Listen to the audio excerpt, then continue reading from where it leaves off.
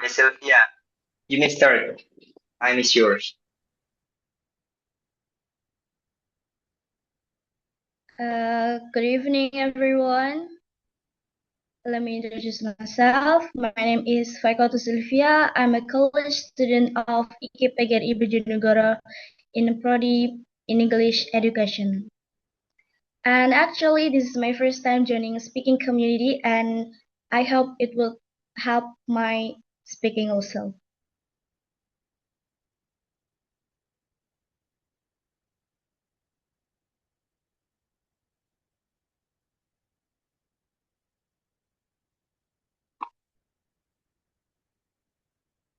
Okay, the first discussion, flood. Lately in Sumatra and Aceh, flooding is everywhere. Our brother and sisters affected by this disaster. And we can decide this flood is it caused by nature or humans. In this discussion, we will find the answer by discussion. So if you want to answer this or you want to share your thought, you may raise your hand.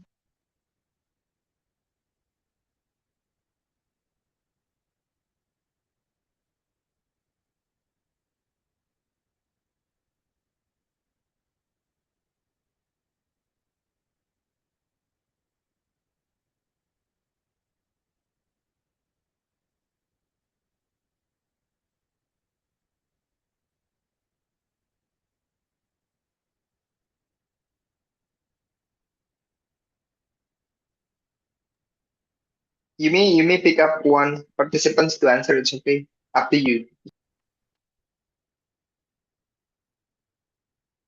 Okay, there is Miss Dania, Miss Herin, and Miss Ririn. So for Miss Dania, you may share your perspective.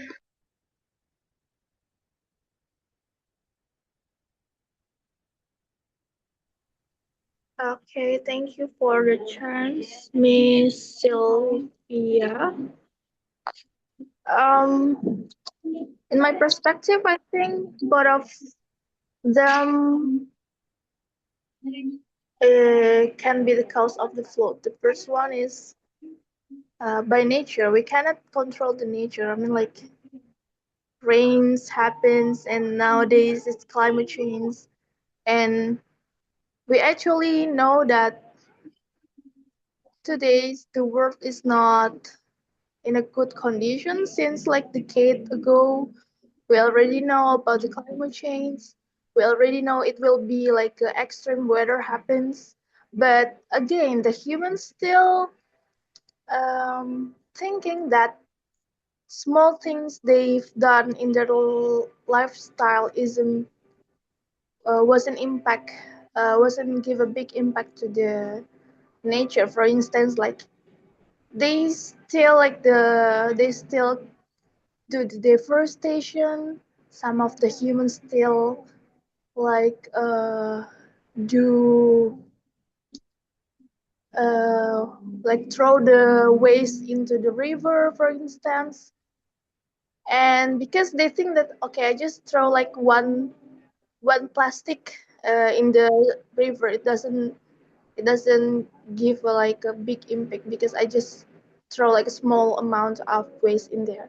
But if 1 million people do that the same things, you can imagine what happens to the rivers. A lot of amount of waste in there, and it causes the how to say like the flow of the water stuck in some point. And when the extreme weather happens, and then they will blame like the nature. How can you blame the nature that you already know that it will be next time weather happen because of the climate change? That's my opinion. So both of them, yeah, give the contribution there. So the conclusion of your perspective, is it about nature or humans? Yes, human have a big contribution, and nature is like just And what happens to the nature nowadays, it also caused the human activities. That's the conclusions. Okay, thank you, Miss Dania.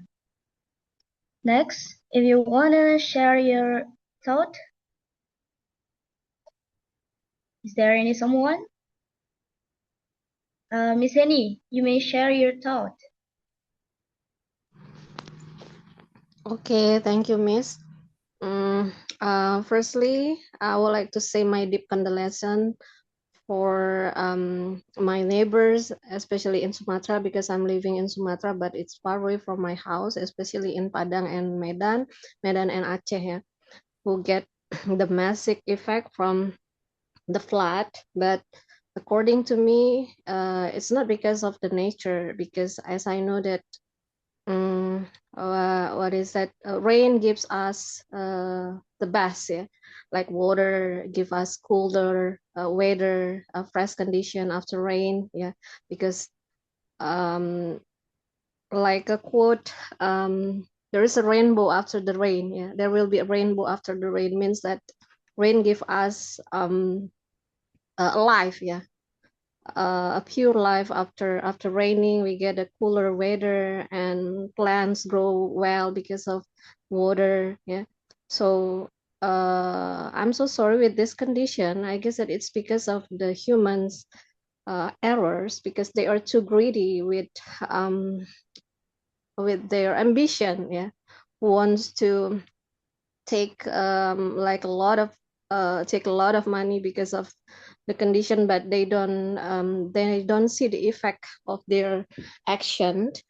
But I guess that our what is that, there is a proof, yeah, after flood, where like illegal logging everywhere, they cut trees away, and they open their new line like a palm oil company and mining like anything else. But it's because of the humans itself. They are too greedy and they don't care about the big effect of their action.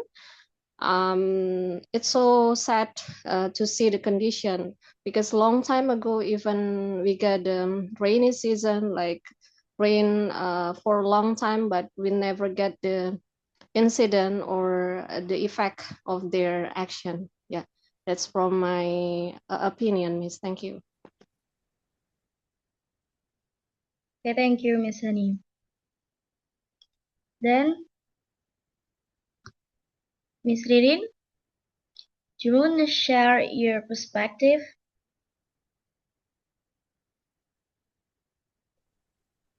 Yeah, thank you so much, Kak Sylvia, for giving me this opportunity. I think based on my perspective, I will see this thing from, how to say, my personal way. I, of course, totally agree with previous answer, like from Kak Dania and also Kak Heni. Both of them like really give the right answer. But I will see like this what happened to our country. Like maybe this is a sign from God. I'm sorry, this is I told you this is my personal perspective.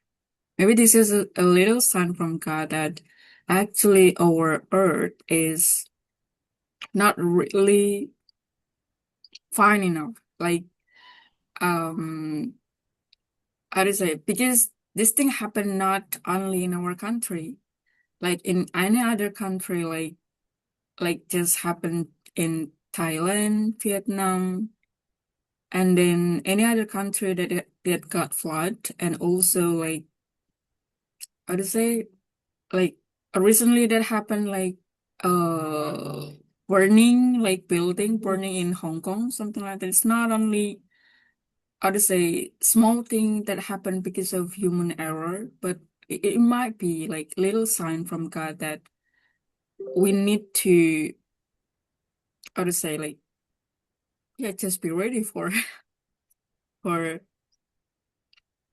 how to say, like, kiamat, something like that. I'm sorry again. This is my personal perspective. So I just want to little add uh how to say, my answer that this is not only human error or a natural or nature that angry maybe with a human because of they are doing something wrong, but also little sign from God that we just need to be ready. So yeah, I think that's all. Okay, thank you for your explanation, Mr. Ririn. Is there any someone want to share again?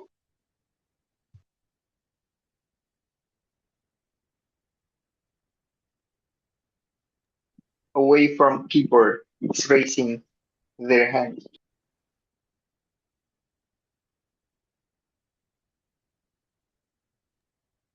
Wait, sir. Away from keyboard is raising their hand, please. Yes, away from keyboard. I think it's not. Okay. Okay, thank you, Miss. So yeah, I'm totally agree with the previous speaker. So flood can be caused by both of them, natural and human factors. So natural causes such as heavy rainfall, river overflow, and human included cause flood such as cut tree away or deforestation, poor waste management. Yeah, so in my opinion, as both of them. Thank you, Kak. Okay, thank you. Got away from keyboard.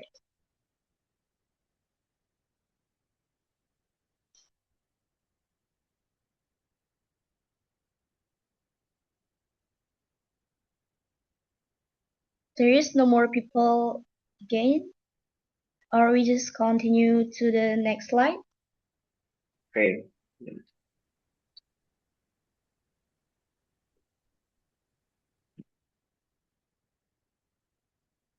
It likely the previous slide are natural factors more responsible than human activities for causing floods. So it's like the first slide, it's about nature or human activities. Okay, everyone, do you want to share again your opinion?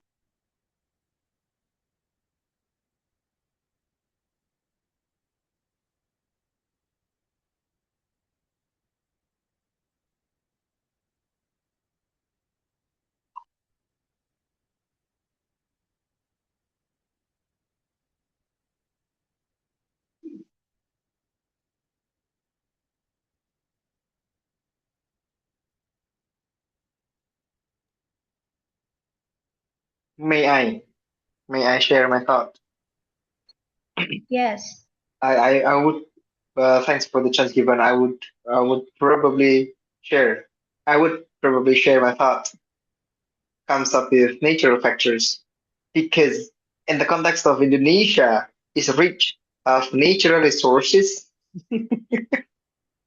So natural resources uh, cannot be managed by human or well or wisely because the from human uh, has ecocentrism to own as much as possible.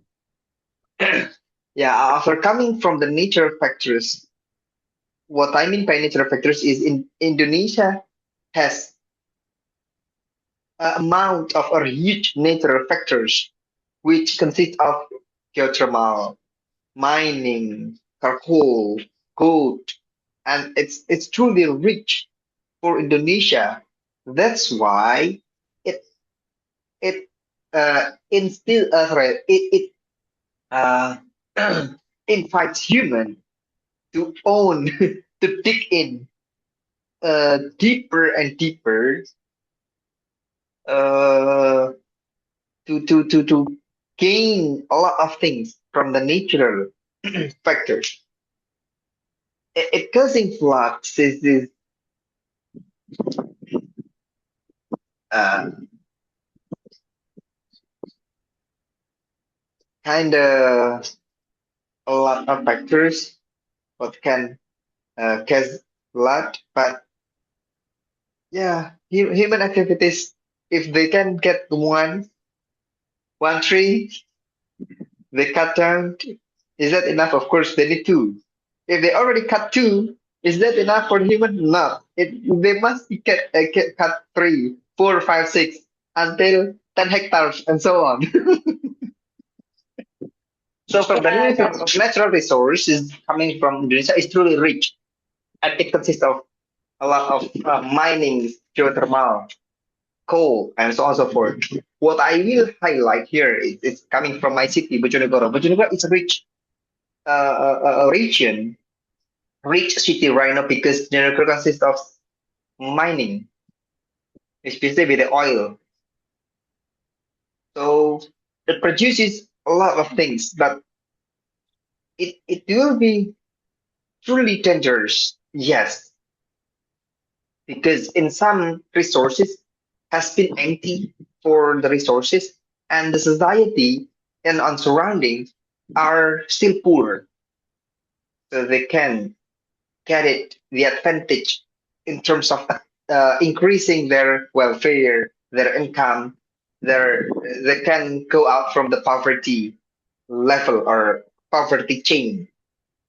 Who owns the advantage a lot? Of course, the stakeholders and the elite can get it. So who can be responsible? Can nature comment? I don't think so. If reading's perspective thoughts about coming from the gut, it's out of control. If we talk about the higher being, but it's totally caused by human activities because humans are not easily satisfied. To own one, it should be two, and it should be three and more. Thank you very much. Okay, thank you for your explanation, Ms. Sodori. Am I allowed to share my opinion? For me, it's actually human activities because when nature full of trees, the rainfall with it will how to say ketahan with the trees, and then the road will the water. Yes, and when the tree is cut it, the water it will flow without any something will yang menahan that's that's it. So that's why I think human activities is more responsible for this disaster.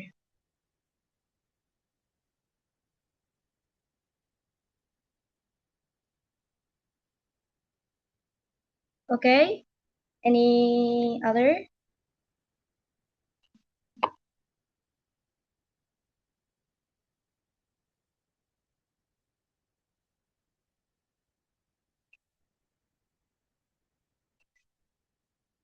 Oh, sir.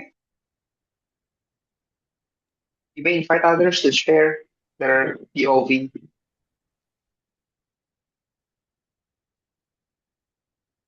You guys, do you agree or disagree? Yes, I'm agree with your opinion, Kak Sylvia.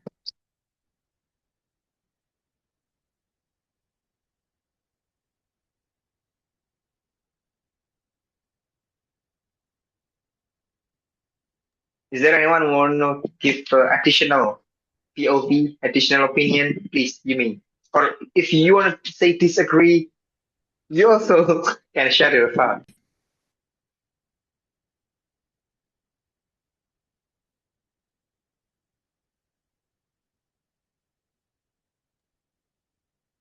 Is any? You want to share your thought? Because you're from Palembang. actually my answer is the same as you. Yeah. I guess that the more responsible is the human activities. Why? Because we can control. Yeah, we can control like kinds of natural disaster as long as we keep our environment. Yeah. as a human, if you are just like a being inconsiderate, yeah, with your action, it means that there are some effect it will be happen, yeah, not only for the people but also for the environment, for the animals there.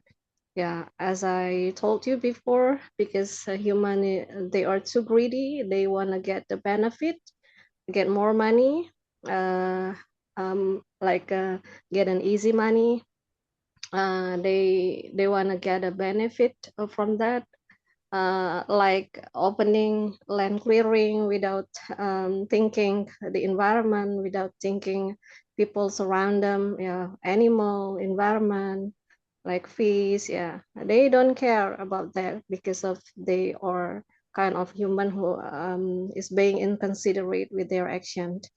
And as I see, yeah, we can see the proof, yeah, it's not only because of natural, because it's not if we see the rains, yeah, even the rains hard, but we can see the proof, yeah, because there are many woods like illegal logging. They prove that in what is that, the beach, one of the beach in Padang and also in Medan, yeah, surround them there are many like illegal logging, yeah, that's the proof because there are many woods everywhere, yeah, near them, yeah, so they can deny because there are some proof, yeah, it's their action, their mistake.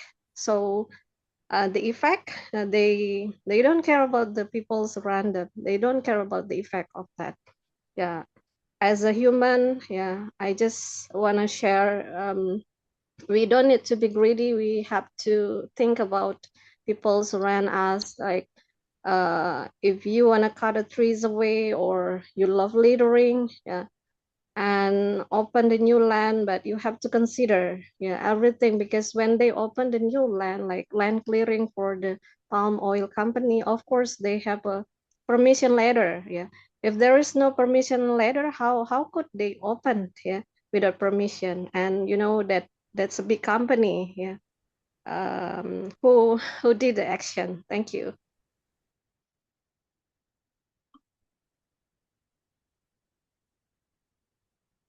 Okay, thank you, Miss Honey.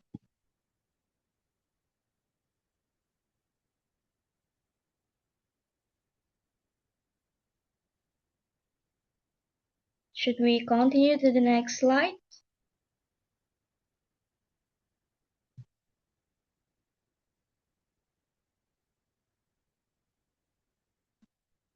So in this slide, there is a heavy rainfall versus poor drainage system. Which factor plays a bigger role in triggering floods? Okay guys, you may share your thoughts.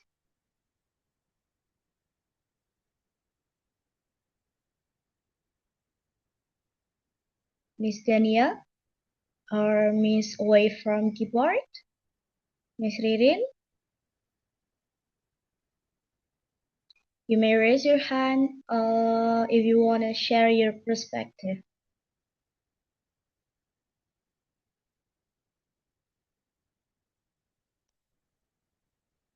Miss Away from keyboard?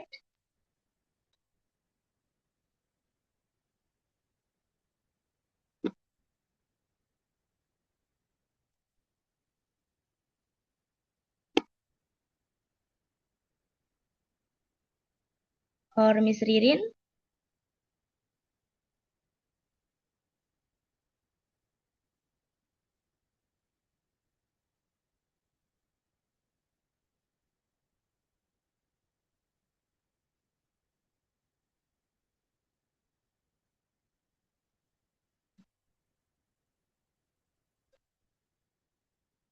Or Mr. Hudari, you may share your perspective.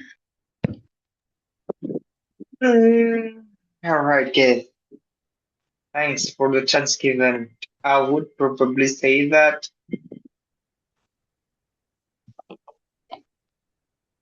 poor drainage system. Why it comes up with uh, big cities or someone who lives surrounding city. What I can see from my city right now, because the Minister of Finance uh, touch touch by saying that the money has been deposited by the regional government in my city. It's been 3 billion something, and right now it's already rain season. So the regional government implement that building the drainage system. Is it effective or not? We haven't known each other. What we can see that if it has no trees to absorb, to sustain the water, to control it, drainage will be full as well. So it can be the problem, yes, because nature has their own thing to absorb, to sustain, and also to control how the water can be stable. It's not flooding. But in the case of right now, it's because of massive population in the world. Yeah, of course, it has a new breakthrough or new breakthrough. It has a lot of populations. The government should take responsibility by organizing some areas which has a poor drainage system because it affects the heavy rain. It's nature activities who cannot control it. If it directly comes up to the gut, it's out of control from human. But what the human can do in this case is organize those cities and those areas which has poor drainage system. It's too small, and moreover in the infrastructure sector, which has a business on that, they will not truly build as well as possible, as good as possible related to their project, but they need to gain a lot of incomes from that. Do they think about the quality? Some of, not all of. That's what I can say. It can be poor drainage system. Thank you. Okay, Miss Hodori. Why don't heavy rainfall? Even though some regions have drainage system, if there is a heavy rainfall, I think it's probably get flood. Right. Okay. Heavy rainfall is natural activities. Who can organize heavy rainfall? That's my question. Who can organize uh, even even it has Indonesian who can just predict, right? Even the PMKG just predict using that's prediction. How to organize it? Who can be heavy rainfall and slow rainfall, slow rain, and so on? That's natural activities, and human has no authority to organize those things.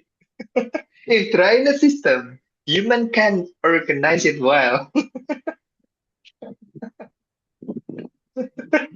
Anyone want to comment or challenge my statement, please?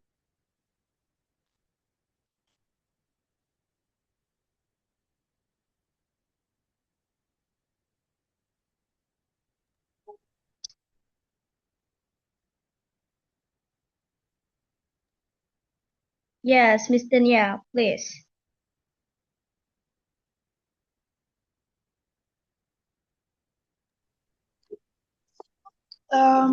Yeah, I actually still thinking about these questions, but if I can analyze, it's heavy rainfall contribute quite bigger of triggering the flood because of the suddenly water in a big amount, and if the rain happens like non-stop, for instance like for a day, of course the land cannot hold all because of the, how to say, like the urbanization, like huge huge building. And the things that I want to say is because of the land nowadays, they have no enough trees to absorb the water for not coming down to the soil right at that time. So when by huge of contractions happens, it also make the stabilize in the soil to absorb the water decrease. And then the second is because of the poor drainage, because drainage is all only for, how to say, like the flow the water, right? And the things that bring, how to say, the things that help most to control the flows is actually the soil to absorb the water, and the trees to, how to say, to hold the water for not coming down rightly into our land. If you see the experiments, how the trees control the water for not making a float, you will understand what I'm saying. So for me, uh, heavy rainfall plays quite huge in this section, but so it's not only of poor drainage system, but the biggest things that play triggering the flood is deforestations and the function of the soils that cannot absorb water because of a lot of contractions happens.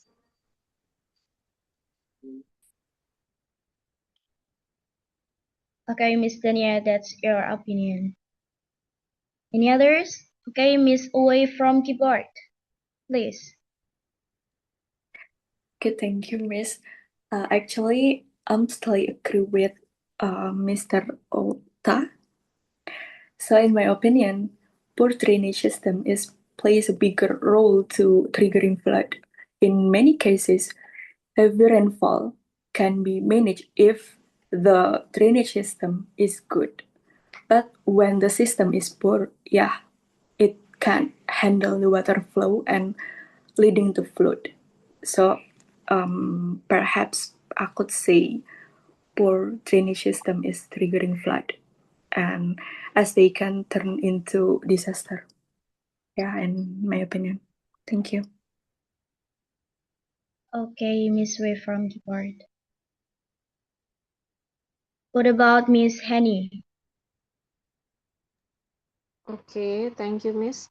In my opinion, yeah, of course, is a poor drainage system. Why? Because it is because of maybe like mostly sorry to say, when people or the government like building something, they don't consider about um like urban, yeah, urban planning. So they just build without a proper urban planning. They don't consider about their urban planning. And of course, yeah, um even we have heavy rainfall, yeah, it can be we can get a massive flood, but as long as the drainage is good, yeah, so I mean the water flow is not blocked because of the drainage, a poor drainage system. Yeah, if the drainage system is good, so it can be blocked, the water cannot be blocked. Yeah, so if poor drainage system, it means that they block the water because of the drainage is too small, or maybe they build with poorly maintained. Yeah, so it cannot be able to handle like massive flood. Yeah, because of the heavy rainfall. So yeah, maybe because of their, when they build, they don't consider their proper urban planning. They just build and without consideration whether there are drainage system or not, or good or bad. Yeah, we have to consider the environment first. Yeah, that's the, I guess that it's because of a poor drainage system. Thank you. Thank you, Miss Hani. And then Miss Ridin, what about your opinion?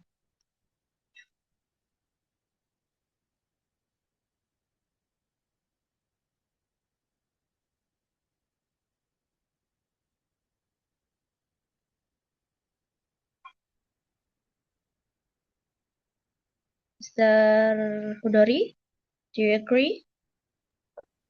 Okay, yeah, great. You may continue.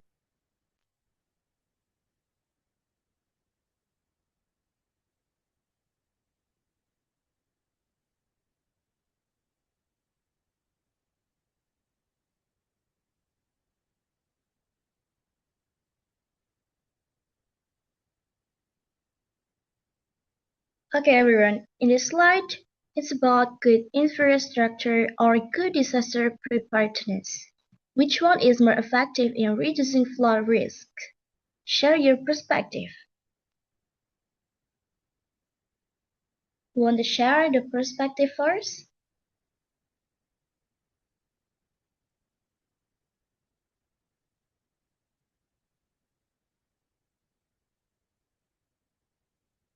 Miss away from keyboard?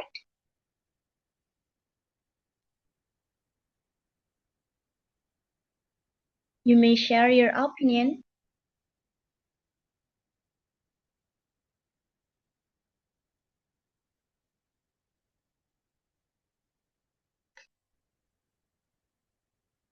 Or Miss Ridin?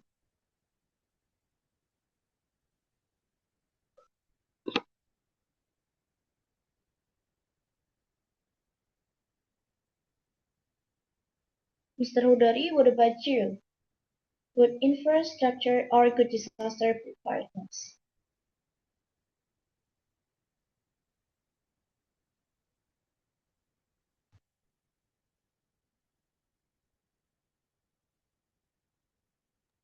All right, okay.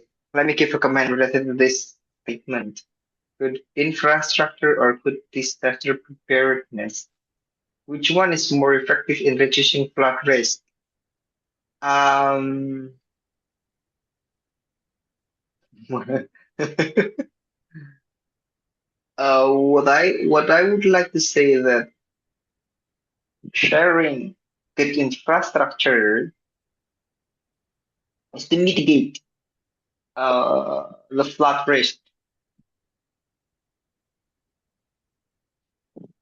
It comes up with the drainage system. If the human does not do illegal logging to build their own company, like a palm oil company or industry in the forest, or like President allows, Mr. President allows that someone who can instill or plant a palm oil, if it's only 1 hectare, yeah, maybe that's not a high risk problem. But if it is 100 hectares, of course, it's extremely perilous or dangerous. Why? Because what holds the soil to absorb the water if it takes 100 hectares in the forest. What I can see in North Sumatra, it's coming from in the middle of the forest, or yeah, in the middle of the forest, not on the surface. Uh, It's it starts from illegal logging, and of course, it's created by someone who has a power, whether it's talking about government or stakeholders, and it's up to absolutely they have a power. Do they care about infrastructure? Yes. In industry, maybe they have a program like CSR. But how many percent they offer the programs from their industry and they gained a lot of profits? Is it 10%? I don't think so. From a billion project that they own, from destroying, I would say that destroying the nature, then they rebuild the nature maybe 1 decade, 2 decades, or 10 decades. We have no idea. Actually, if using analytic analysis, we can do. But if we talk about is it equal or not, of course not. It's not equal, not. If maybe only a part of uh, build or business in industry, but if it gains a lot of profits, of course, many people, many individuals want to invest on that sector because they gain a lot of profit for personal and also from their industry. Should they build or reconstruct good disaster preparedness? Yes, in industry they have CSR for increasing the poverty, increasing the drainage system, increasing the human resources, or increasing the nature by having a green jobs program. But how many percent? What they gain and what they uh, share or give to the project. I don't say that it's not equal 50-50. I don't think so. If it is 75 profit and 15 for GSR, maybe it still makes sense. That's my thought. That's my opinion. Because last year, I got the project with Pertamina. How much they gain in the deep of soil to gain a lot of profits from the natural resources, and they fund some projects through GSR, maybe 100 millions. Do they get 100 millions? Do they get 100 billion or even quintillion? Thank you.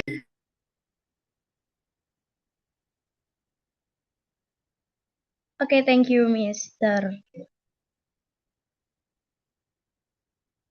Is there any someone again who want to share? Uh, Miss Ririn, Miss away from keyboard, Miss away from keyboard. Do you want to share your thought?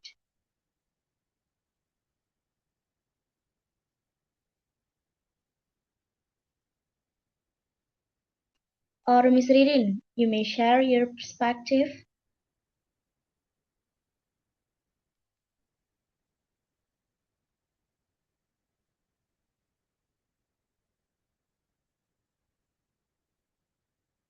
Miss Annie, do you want to share your opinion? Okay, Miss, thank you for the time. And okay, for me, good infrastructure or good disaster preparedness. I guess that good infrastructure is more important than disaster preparedness. Why? Because if we have a strong infrastructure, so it can prevent disaster. Yeah, that's the first point. So we can prevent the disaster. For example, if we have a good infrastructure, start from their well-built roads or like a sturdy bridges or proper drainage system, Yeah, so a flood when heavy rains come, so it can be. I mean that the berries can reduce, yeah, the impact of the storm, like earthquake, flooding, landslide, mudslide, if we have good infrastructures. So the strong point is the good infrastructures, but we can't deny, yeah, if we are ready for disaster, it means that is one of our essential, yeah, to protect ourselves, yeah. So we can teach people around us how to respond quickly, how to stay safe, yeah, how to stay safe. I mean, we know what is that, the knowledge how to stay healthy, how to stay safe, so we can prepare for our life, yeah. I mean, simple example like CPR. Not everyone know about CPR because we don't have training, yeah, or like health and safety like K3 or health and safety or CPR. We don't know how to apply it in our life. Yeah, we don't join the training. Yeah, but I guess that like health and safety, it's really important for us when we work as a worker, or like CPR. We need it. Who knows that there is an incident in front of us, and we take an action uh, to save the people who get the incident, so we can do the action, yeah. We do the action first, yeah. Good infrastructures, it means that it can prevent bigger deep damage, but disaster preparedness, it means that we can reduce the risk, yeah, after the disaster occurs. Thank you. Okay, Miss Annie, thanks for your smart opinion. Then, Miss, away from keyboard, Miss Dania, you may share your opinion.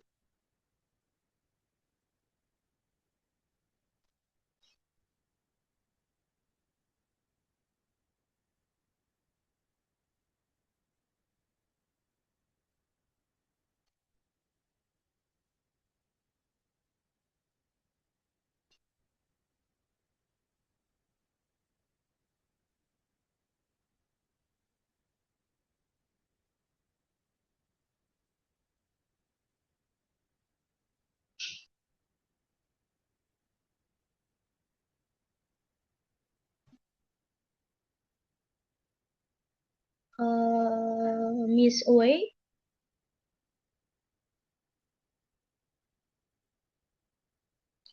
or anything else?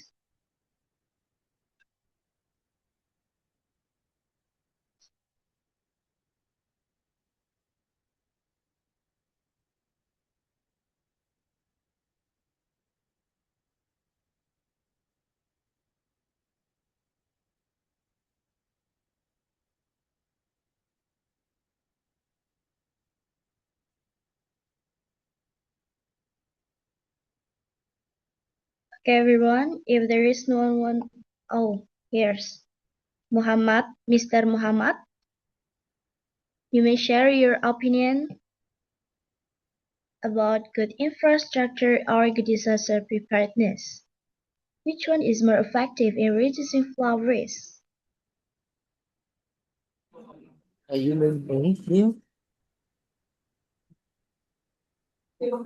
Am I audible? Yes, you are.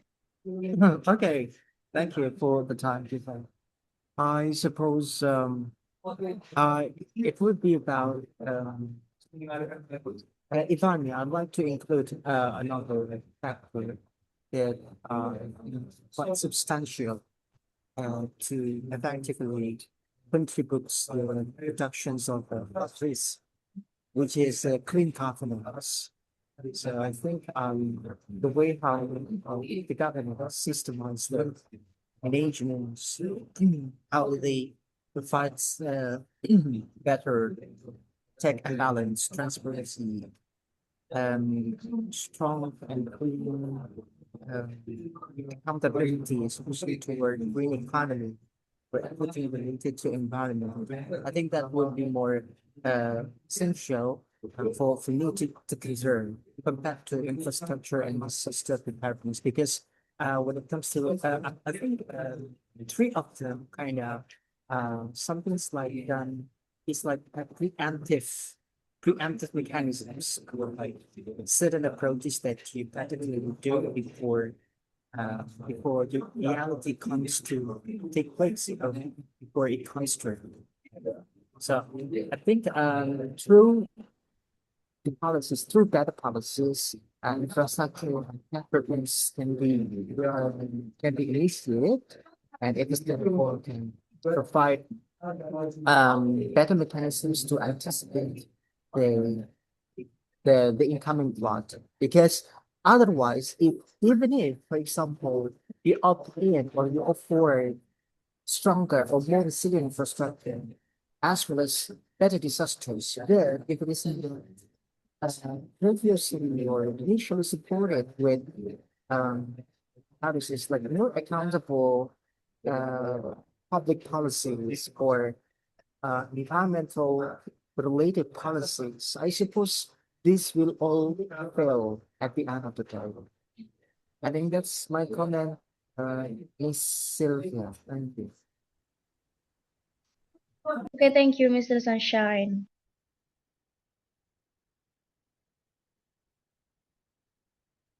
Anyone else?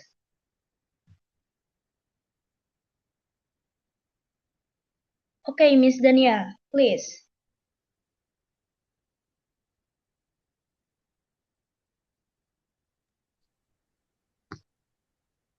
Yes, Miss Okay. Dania. Actually, I'm not hear clearly what the previous speaker said because I'm on the way home. But in my perspective, is the more effective when the government have good disaster preparedness. Because as a logic, if they have a good disaster preparedness, they will build a good infrastructure to mitigate the disaster, right? For instance, it also happens in Spain this year. They also face like a big floods happen. They already have a good drainage system, but the drainage system that they built only for holding how to say like hujan rata-rata harian, but they not built for prepare if there is heavy rainfall happens. So that's why they face a big floods at that time because of the unexpected heavy rainfall. And if we can take an example in Japan, they already faced a lot of big natural disaster, and that's why they built a good quality of buildings that can make them safe if like a tsunami happens, if the big earthquake happens. So I think our our big problem is to mitigate the disaster by good disaster preparedness.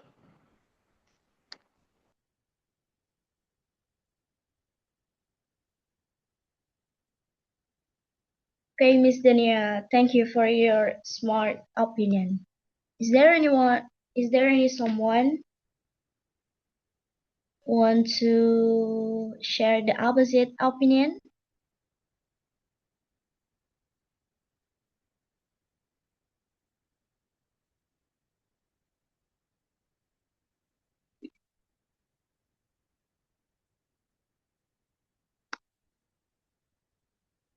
And I think good disaster preparedness is like the previous speakers. That's what I think. Because when the government have a good disaster preparedness, they will build a good infrastructure, such as drainage system and others. So that's why I think good disaster preparedness is more effective. Also, in Indonesia, in a ring of fire. So I think the government should be more give a lot of attention in a disaster in Indonesia.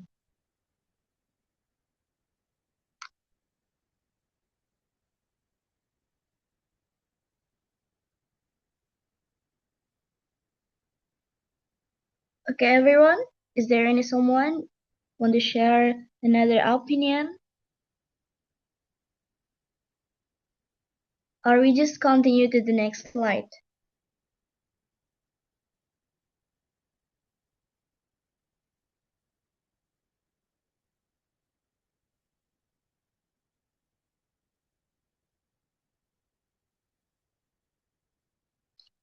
In this slide, there is a flood education in local schools or learning disaster mitigation from global source. If you had to change, which one would you choose?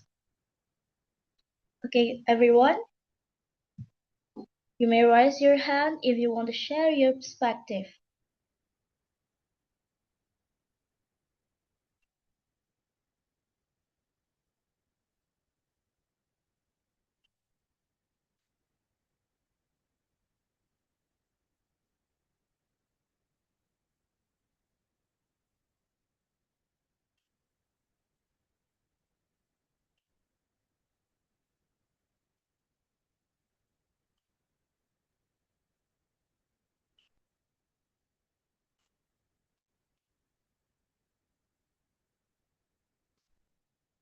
Miss Dania, you may share your thought.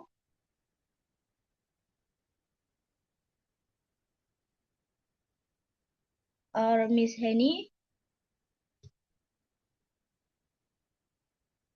Mr. Sunshine, you want to share your opinion?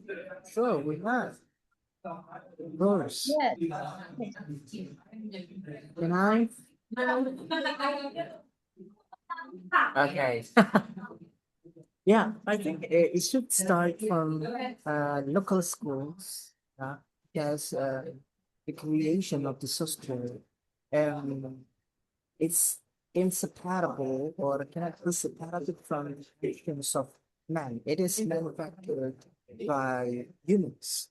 It's the people, because not all people get proper educations. Not all of them are educated, and because therefore they are not able to have a significant concern or attentions toward cleanliness, toward I would say it's like toward waste management, waste recycle.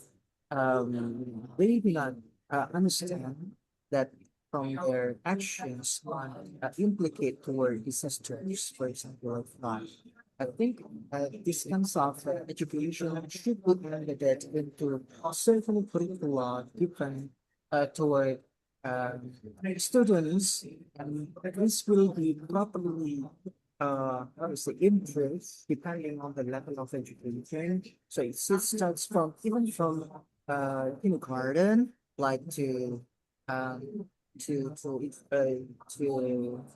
the top tier of education, which is university or faculty level. And uh, I think it's quite vital because not only about mitigating but also um preparing for in case something happening.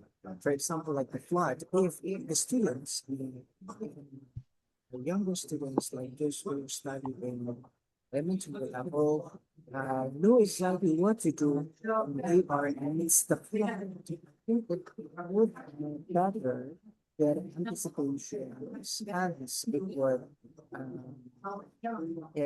would highly increase the capacity to tackle any problems happening toward them or everyone. And they will have a higher level of awareness environments, how to prevent awareness,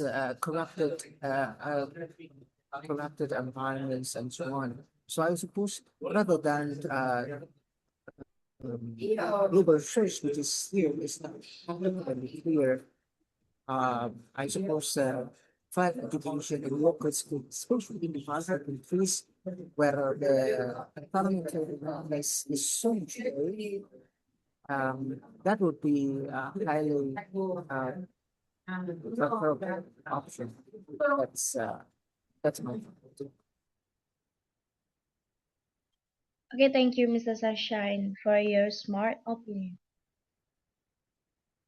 Then Miss Henny or Miss Tania? Okay. What about you, Miss Sylvia?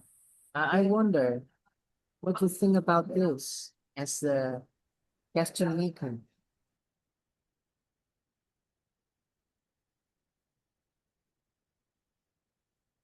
Okay, Miss Honey.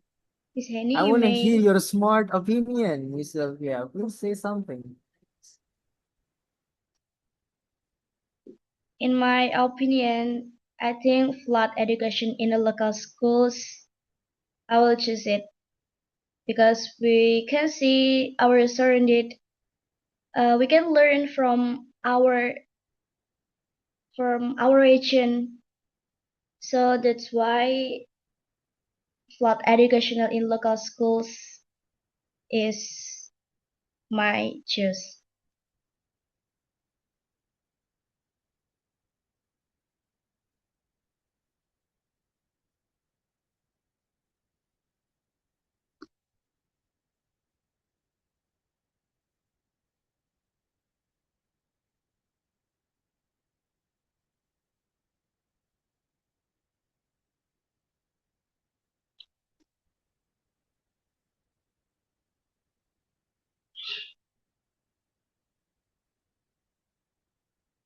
Okay, then anyone else? Mr. Henny, you may share your opinion.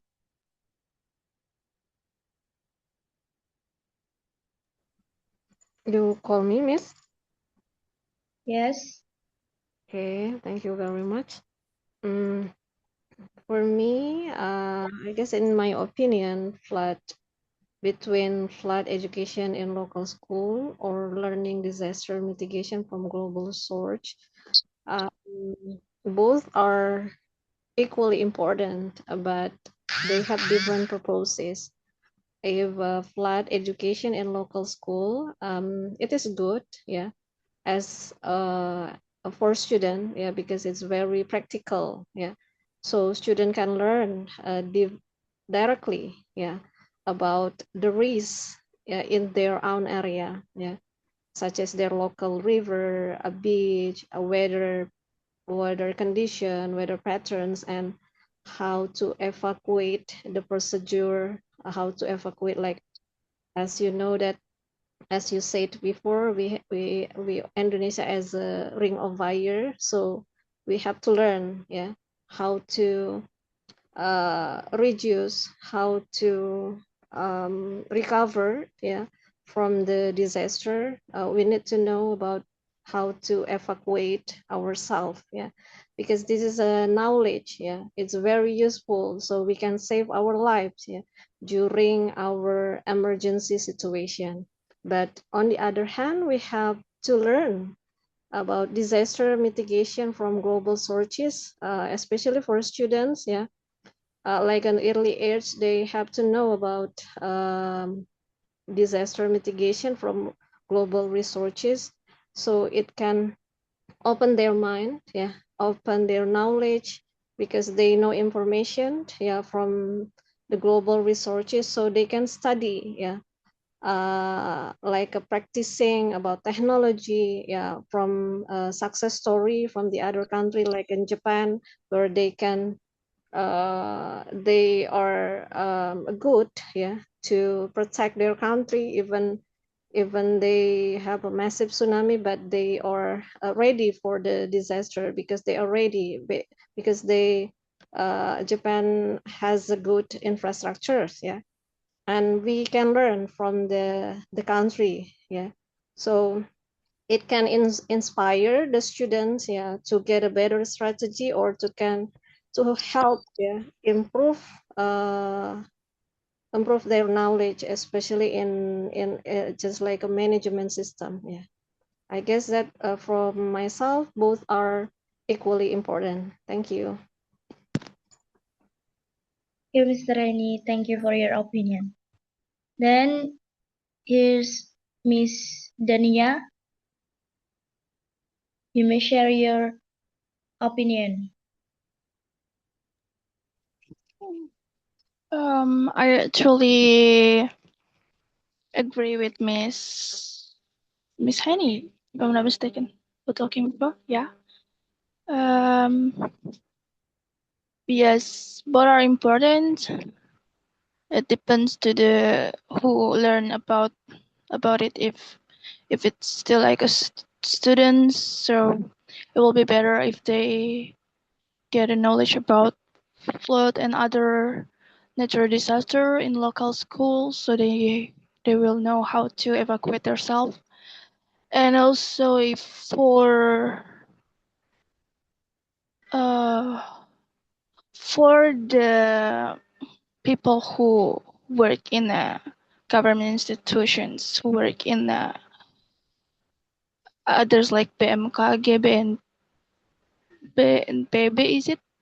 Yeah, they have to learn more the mitigation from global source and apply it in Indonesia. For it's sadly that we know that BMKG face cutting their their I don't know what is in English their anggaran. I mean, like, it's actually they should have a um, good income on it, and also other than students and people who work in a public company. It's also for the adult generation, like the other citizen, because not all of the people can study at school, right? So they also need to get an education of it, about the natural disaster, about the habits that they've done in their daily activities, so they can more wisely do an actions. For instance, like they will not cutting the trees easily, and they will not throw the waste just nowhere or in the river and etc. And I think the most important is the company who built pertambangan and others company. They need to know, to feel enough, because I mean, like, all of the business men, they only think about profit. They don't know how to feel enough. That's why they always like do the deforestations just to bring more profit, something like that. Yeah, that's my opinion. Thank you, Miss Dania. Then the last, you may share your opinion, Miss Budori, Miss Ota, Mr. Ota. Right. Okay. I would like to be. I would like to the opposite from what Miss Tanya said. If the government, if the businessman or businesswoman or entrepreneur or stakeholders uh, has to talk about profits, absolutely yes. Why not? Establishing business, the purpose to build a business is to gain a lot of profits as much as possible. Well, I elaborated earlier that building a business, uh, they need to gain maybe 90%, and I will provide you 10% for CSR program. Like, it means that it looks like the stakeholders are aware of social issue to develop human resource, to cut the poverty, to have green jobs, to open the job vacancy and so on and so forth. So I would rather to say that gaining profit as much as possible. I will just increase maybe 10%. I will just put it 11% to provide GSR program. Thank you very much.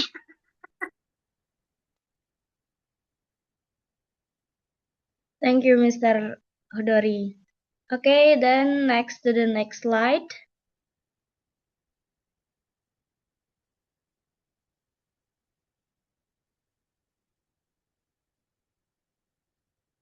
Local government shouldn't rely solely on disaster aid to handle future flood events. To what extent do you agree or disagree?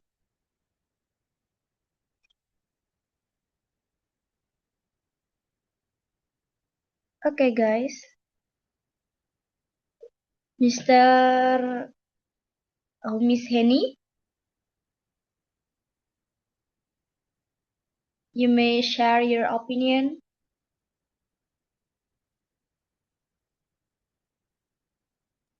Need a time to think first, Miss. Yeah, thank you. Okay, Miss. Mr. Sunshine. Of course, if you only I come. Huh. Okay. Thank you for the floor given to me. Exactly. I think I need to say absolutely agree with this statement.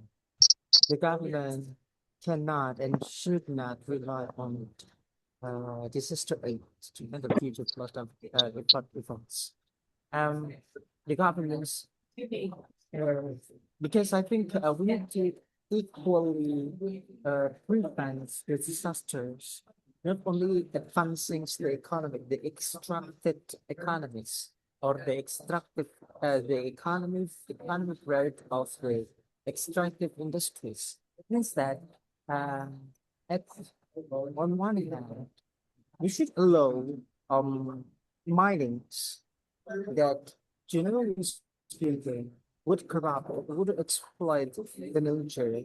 We need to allow them to exist because it exactly increase how governments can earn more money, right? Okay. On the other hand, we need to also properly enforce the mechanisms or policies that would prevent these mining industries uh, to excessively exploit the nature.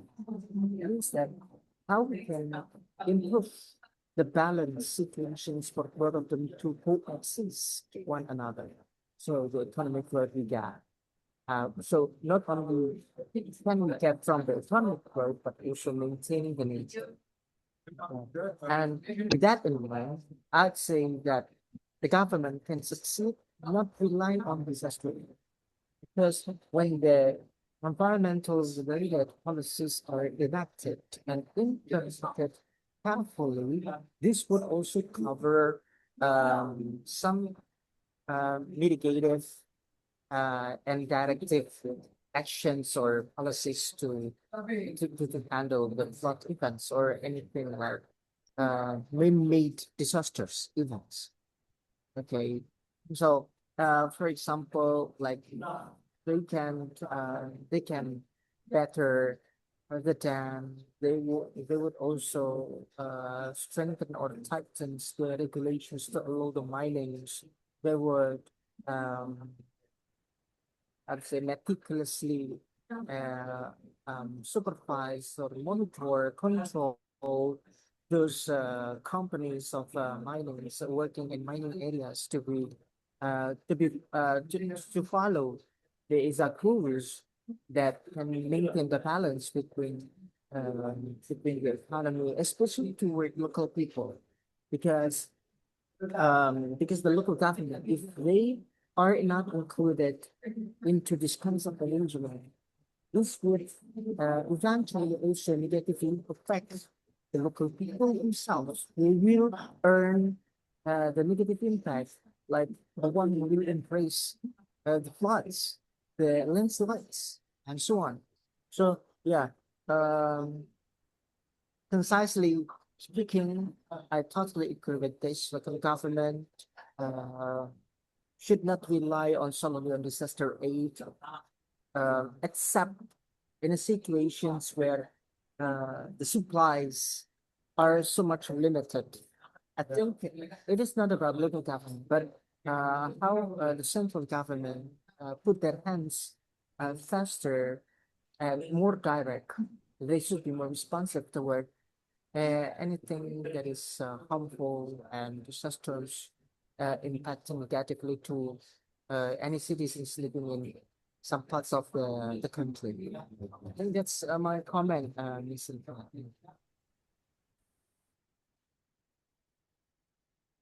Thank you so much, Mr. Sunshine, for your good opinion. Then, Miss Dania or Mr. Angga, you may share your opinion.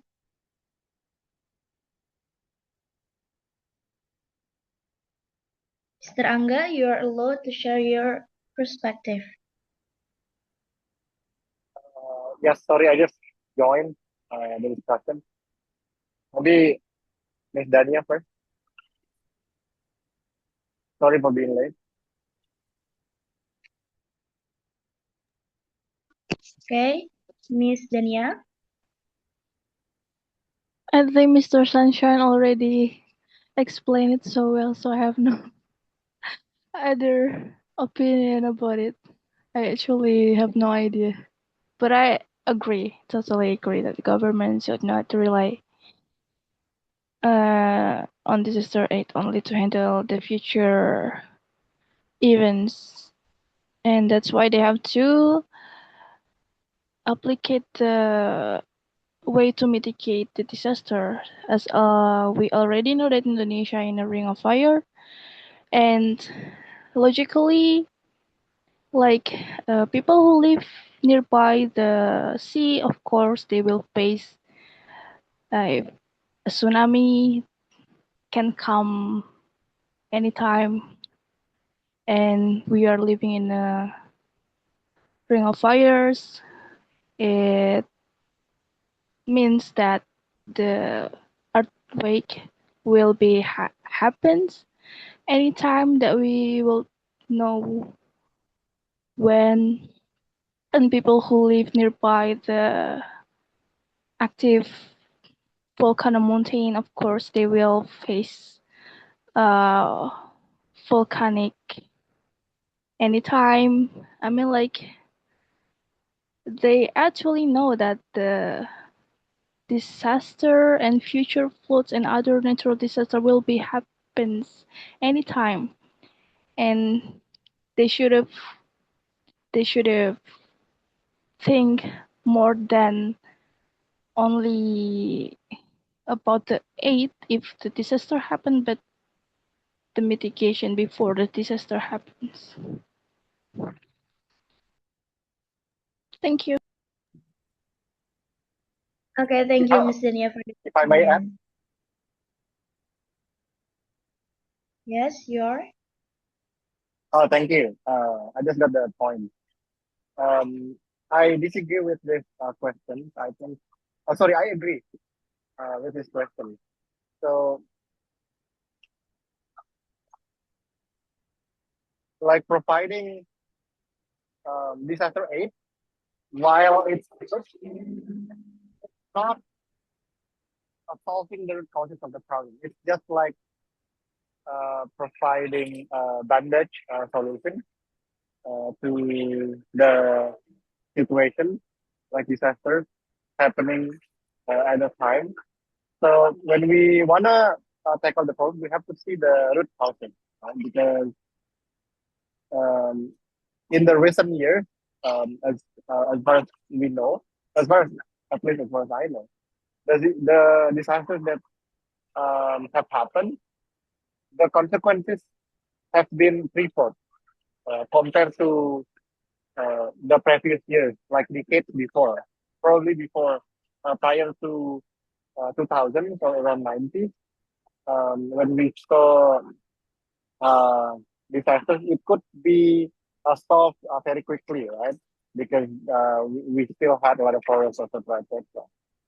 So I think in the future, we also have to solve our problems in terms of the root of the problem, such as deforestation and then illegal logging, especially the ones that come from the government permit, like palm oil plantation and other monoculture events, including also mining, because mining have significantly damaged the environment. So when we would like to tackle or solve or at least minimize the havoc that we will face in the future, we have to really see and address the roots of the culture, as I mentioned earlier, including deforestation, mining, etc. Thank you. Okay, thank you, Mr. Angga. Iseni, do you want to share your opinion?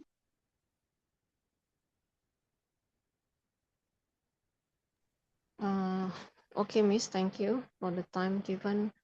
So I guess that local government, yes, I do agree. Local government should not rely solely on disaster aid to handle future flood events, because if local government, if they are ready to prepare in advance, yeah, by improving their drainage system and also strengthen their infrastructures, so it can be easily, yeah, to get a clear evacuation plans, yeah. So local government, of course, they must educate their community, like people, they have to know how to do during when they have a like massive flood, a landslide, mudslide, or tsunami. So they are ready uh, to to prepare for the disasters, yeah. And of course, it can help them, yeah. They can support, yeah, the local effort, yeah. But why they don't rely too much for for um for future floods, like because I guess that for positive sides, of course, they can get a quick help, yeah, some supplies or financial support from the other country. But it can be negative if we rely on the other country to help us, because I guess that there is no free lunch in this world.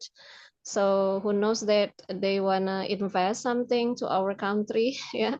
That's the negative side, yeah, if we always expect or we always need some help from the other country. But if we think positively, they support, yeah, the other country support us, it can be positive, but if it can be negative too, yeah. Thank you.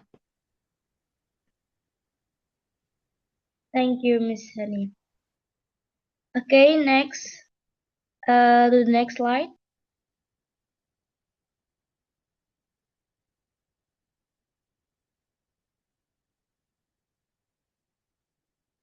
How important is community awareness is preventing flood disasters? How come?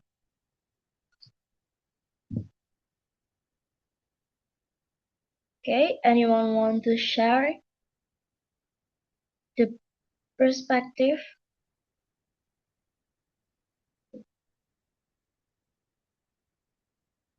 Mr. Angga, you may share your opinion.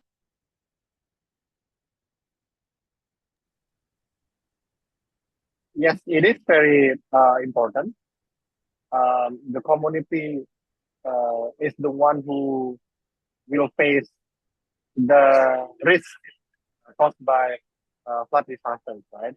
So their awareness in preventing flood disasters is obviously important. But in this occasion, I'd like to emphasize on the role of the government um, because the system, like a proper system that can be implemented to prevent this disaster, should be should come from the authorities.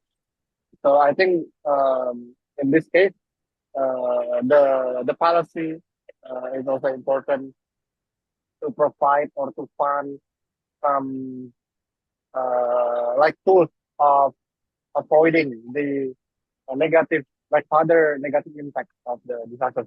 I don't know exactly what they are, but I think one of those is about such as like climate uh, adaptation and training and that kind of stuff, like serene. If I'm mistaken, like what happened in Japan. That the thing that I saw in the past. So yeah, it is important, but again, the role of the authority, which is the government, is essential here to increase the awareness and also manage the system to prevent further casualties. Thank you. Back to you. Thank you, Mr. Rangga. Then, Miss Dania.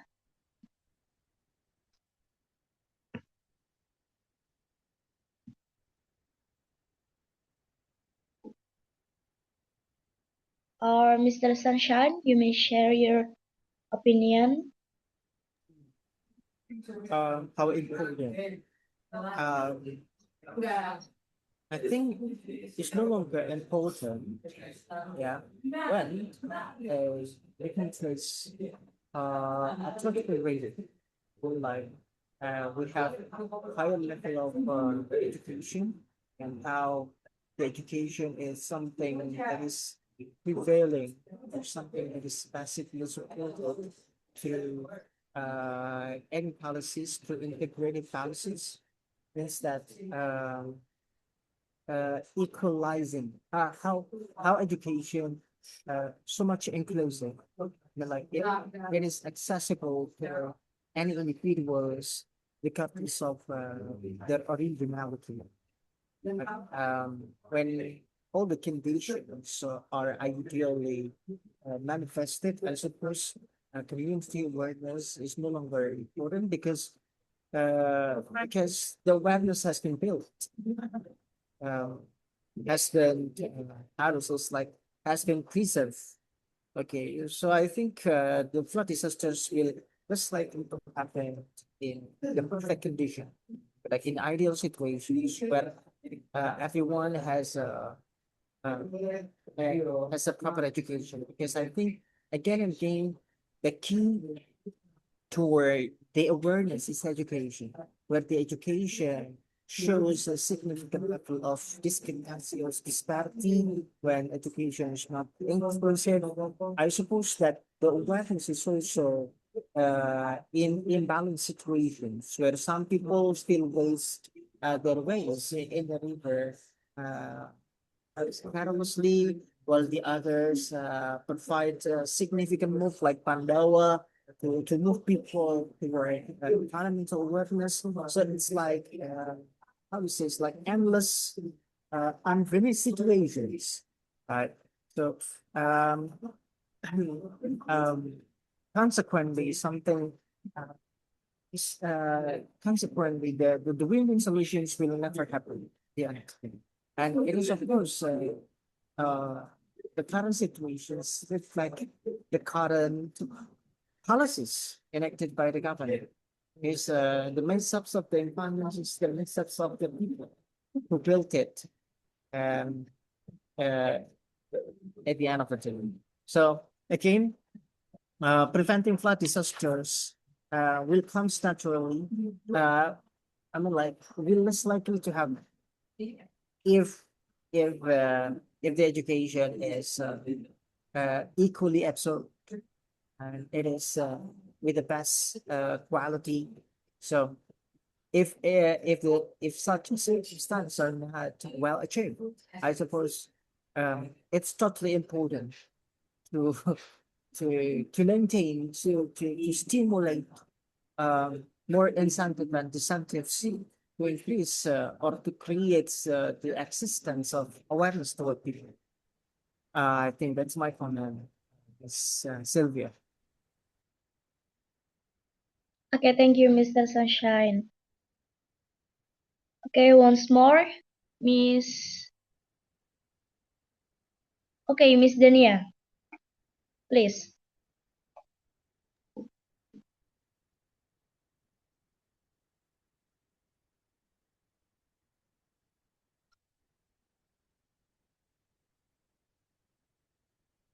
Yes, Miss Dania.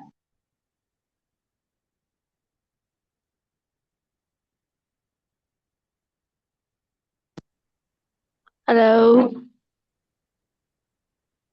Hello. Yes.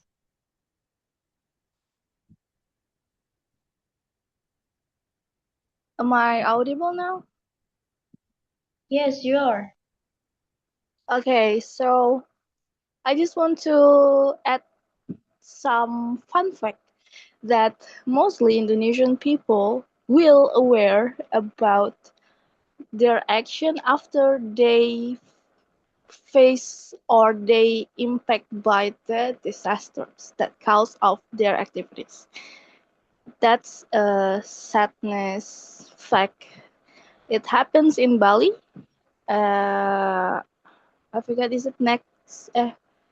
Is it in October or September? We also face like a big flood happens in Denpasar that for a decade it never happens in here, and when it happens suddenly, it happens in a, like more than 80 points in Denpasar city, and we know that Bali become one of start as one of the province that start regulation of no using plastic in 20 in I don't know, I forgot, is it 20 and 15 or 16, and after COVID, when the governor changing, it happens again, they start using the plastic again, and when the floods happen that they see in the disaster at the time is a lot of plastic that come from the local market. And after that, they realize that using plastic is dangerous because it will like make a big disaster, like the big flood that never happened in a decade before. And uh, that's the thing that the how to make people aware before their impact by the disaster. So yeah, that's my opinion.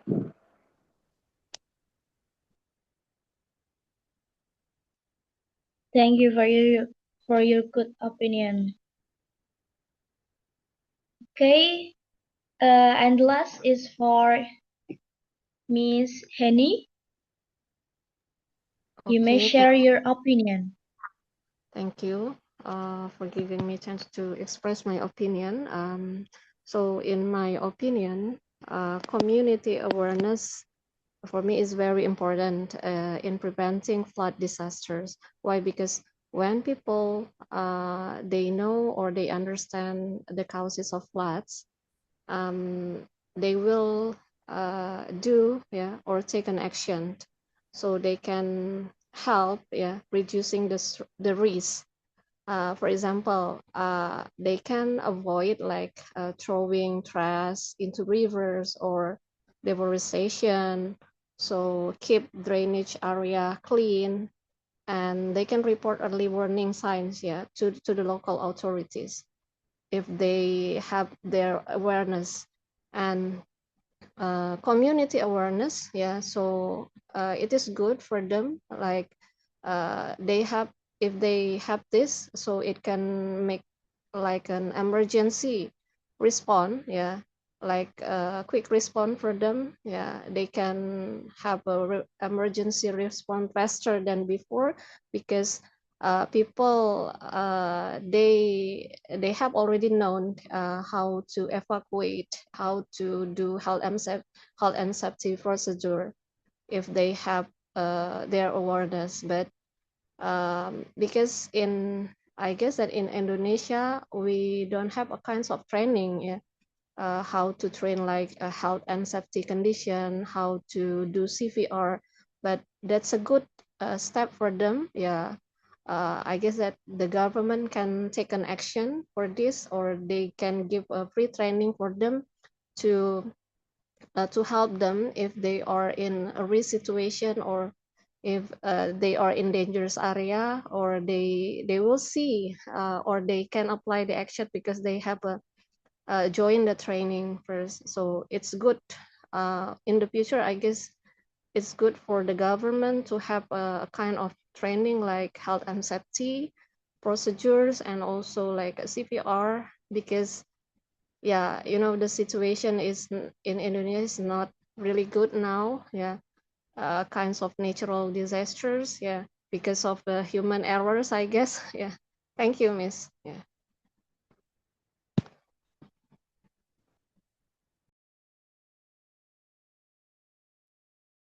Okay, thank you, Miss Sini. And last is for the question. So everyone, please give comment about tonight from Mr. Sunshine till the conclusion. Ah,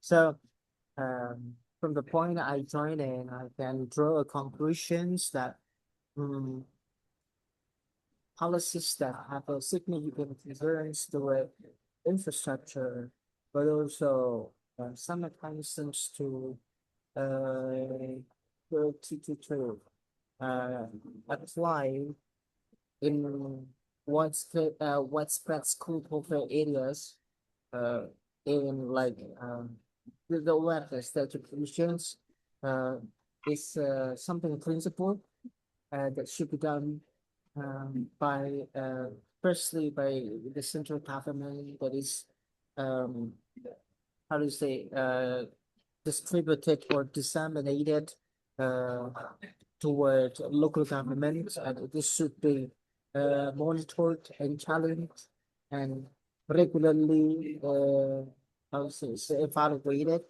whether or not these policies are essential or proven effective in preventing the flood disasters.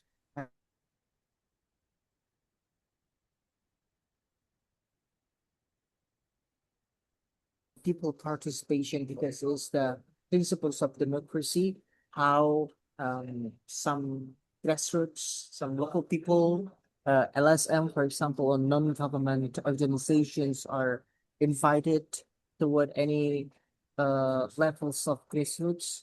I think their opinion matters, especially the most direct impacted stakeholders like farmers, local peoples, indigenous peoples, especially animals that cannot speak up for their rights. And I think that the people participation should be also enacted toward this. So that's the conclusions that I can draw. Miss Sylvia. Thank you. Thank you, Mr. Sunshine. And Miss Dania, what's your conclusion about this meeting?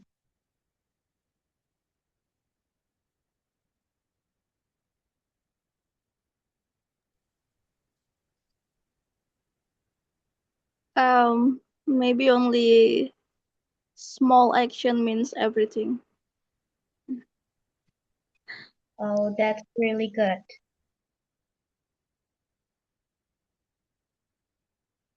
What about Mr. Angga? What's the conclusion? Yeah, first of all, sorry for being late. From what I understand, if you want like to address the problems, you have to tackle the root causes of it. Then we can have genuine results or goals that we really expect. That our future uh, should be should be safe from disaster, and our environment should be also protected. By protecting the environment, it will also save us as humans. So, in short, we as humans have to live peacefully both among humans and also nature.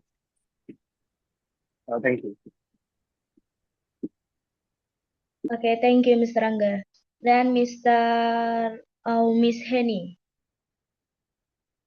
what's your opinion about this conclusion about tonight?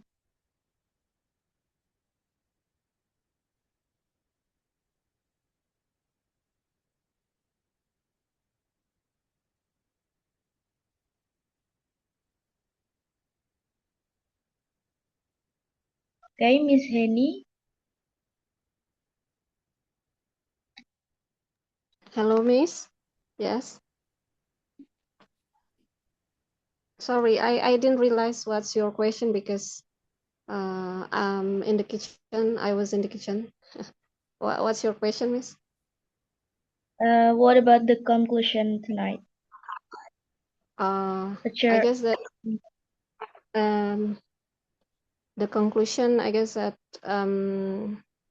especially about natural disaster, my deep condolences, yeah, about the situation in my country now, yeah. But I just wonder that everyone should responsible about this incident. As a human, we have to be wise, yeah, to face this situation. Yeah, try to help people surround you. If you have a time to help them, support them, and share food or money to help them. Yeah, don't do the action. You just start your action.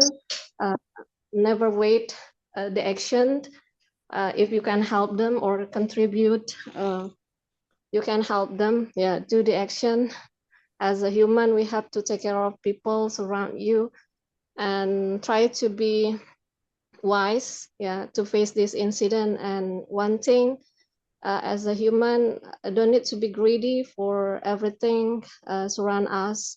If you have a power, your money, or you want to open the land, see the consideration to our environment, especially for people, environment, or wild animals there, and the effect, it will get a big effect, yeah, if you want to open like what is that, palm oil company, especially palm oil company, yeah. And I know there are some people powers behind that who do that, and we get the effect for that, like illegal logging, mining, and everything else happen in my city, especially in Sumatra Island. I feel bad about their condition. If we can help support them and help them from the money, our contribution, that's it. Thank you very much, Miss. Okay, thank you, Miss Henny. And our conclusion on flood risk reduction. Flood risk reduction cannot rely on a single approach. An effective solution requires a combination of strong infrastructure, relevant disaster education, independent local government action, and high community awareness. So I think that's all for the conclusion tonight. Thank you. All right, okay. Uh, Thanks for guiding this discussion to be moderator, Miss Sylvia. I would like to give some comments related to the discussions. Even Mr. Sunshine, Mr. Angga are late to come to this thing, but they are uh, how to say to break through this discussion. Let the sharing their POV. Okay, last time someone wants to try to say PMKG, Indonesian Agency for Meteorological and Geographics. And how to say anggaran, we can say budget. And tambahan, we can say mining. And also last time, I heard that someone want to say we must responsible. No, why simple responsible? It means that it is adjective. So we should put E. You must be responsible of or for. What else? I guess that is one. If after must wanna meet a verb, it should be verb one or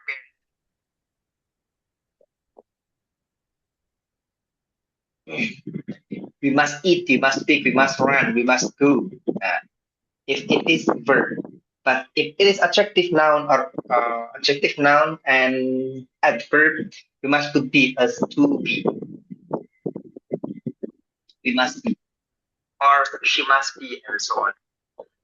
Do not forget to put be as a to be here because it is responsible is adjective, not verb. Okay, that's comment what I can share today. Miss Sylvia, can you open the video? I will take a picture because I will give an appreciation this to you about this one. Wait. Can you smile? Let me take a picture using this. 1, 2, 3, go. Once more. Let me share to you. 1, 2, 3. Wait, second. Okay. 1, 2, 3, go.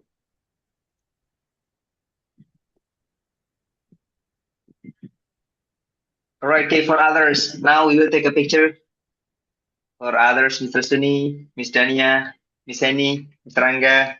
Long time no see you. I never joined the discussion. Due to having a lot of activities. Orang sibuk gimana lagi? Having MOU, MOU, and MOU. I will follow the second president.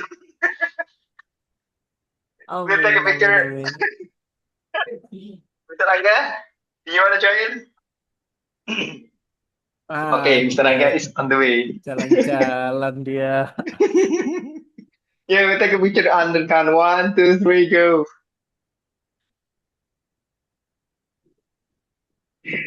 Okay, once more. Wait.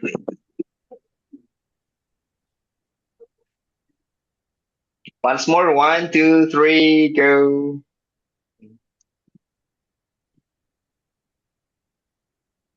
All right, good. Thank you very much for your coming. And before we end our meeting today, don't forget to stay. We have a jargon. When I say Otak community, you can say yesterday we say tomorrow. Otak community. Yesterday we say tomorrow. Yesterday we say tomorrow. Thank you. Miss See Sylvia. you on another discussion. Thank you, Miss Dania, Miss Stanford. Sylvia, Thank you, Mr. Sunshine, Mr. everyone. Angga, Miss Henny. Bye-bye. Bye. Wait. Thank you.